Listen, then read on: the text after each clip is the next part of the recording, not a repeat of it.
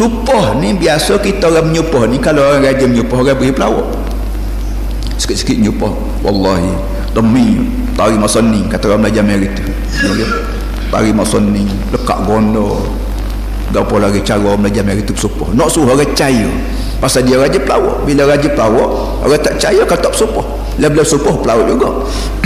Allah Ta'ala ambil teori ni, teori ataupun semangat orang tak berapa nak percaya kalau tak supah, maka dia pun supah jugalah. Wal asri wattin wazaitun wa turi sinin wa hadzal baladil amin. Banyak lagi, la amruka innahum la fi sakratin imam. Banyak bermacam-macam jenis sumpahan ya Tuhan guna dalam Quran untuk menarik perhatian manusia. Kata ke Tuhan ni pelawak mustahil, tapi dah mung sama-sama mung tak percaya kalau tak supah, aku nak supah jugalah.